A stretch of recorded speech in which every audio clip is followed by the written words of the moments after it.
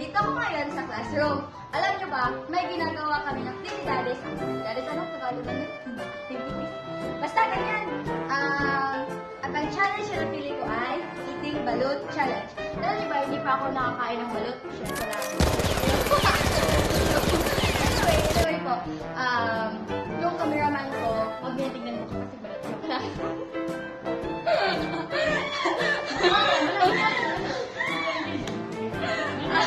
By the way po, nandito ako sa classroom. Mamaya, punta ako sa labas. Kakain ako ng balot.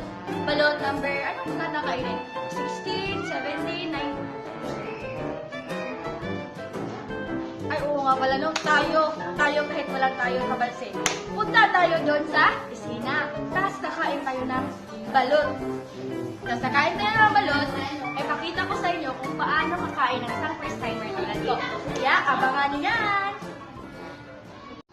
Hi guys! So, papunta na ako ngayon sa balutan. Kaya, tara na!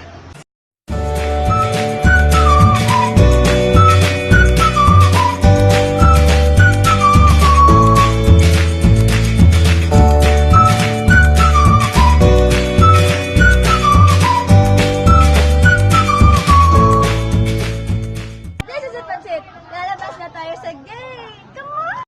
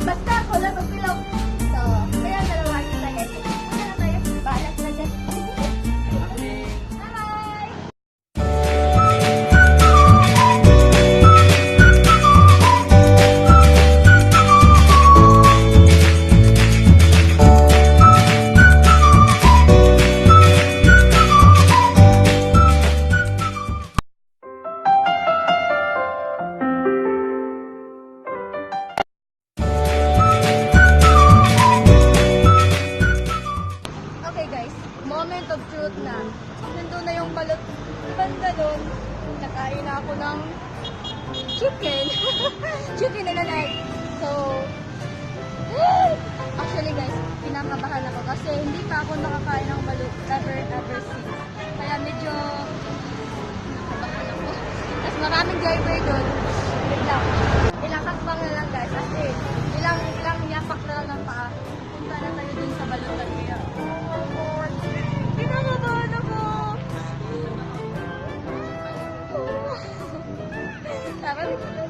Tara na.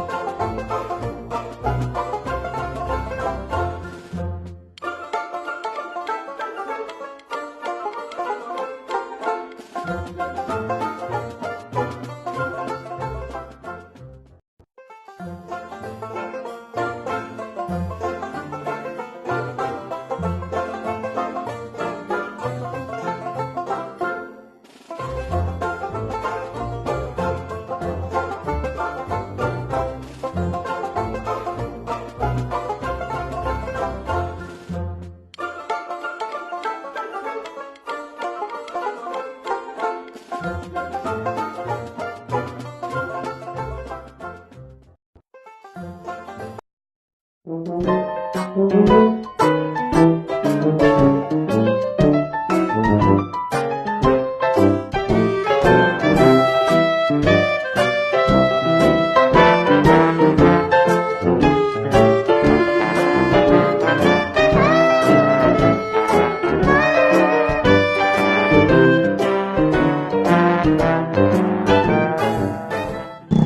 ko to guys.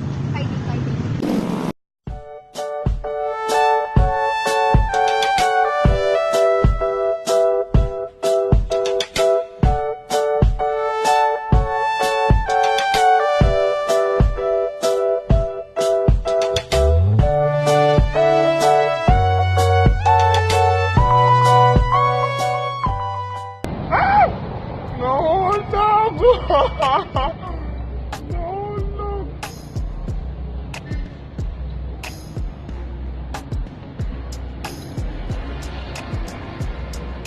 Guys, walang naon na po sa mga tao din eh.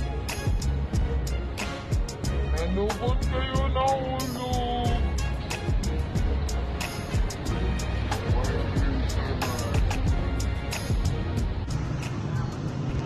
Guys, may buhok.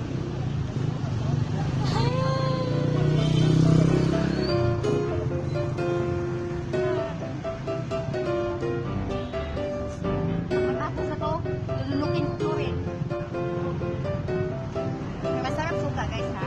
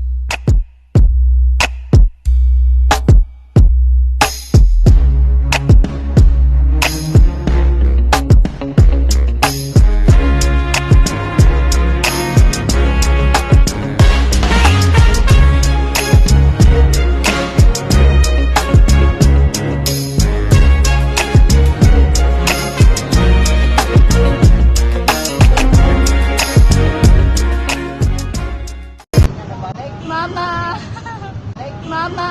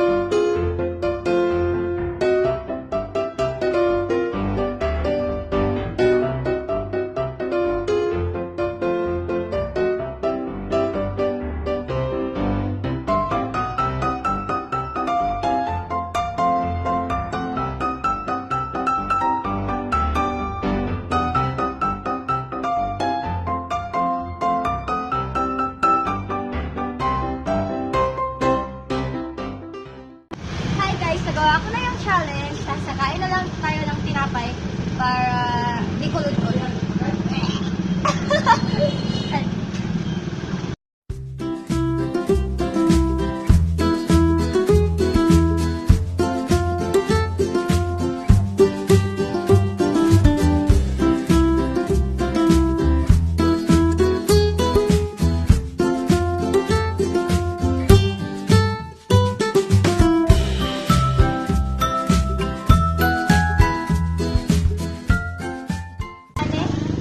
Nilain-lain lang yung plastic.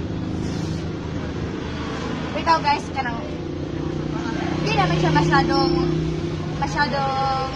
nakakadiri kasi may suka naman. Kasi yung suka, maasim, tas maanghang kasi maraming sili. Masarap yung suka.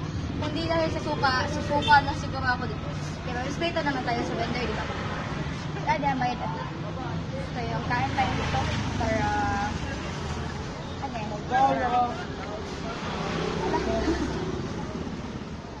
Hi!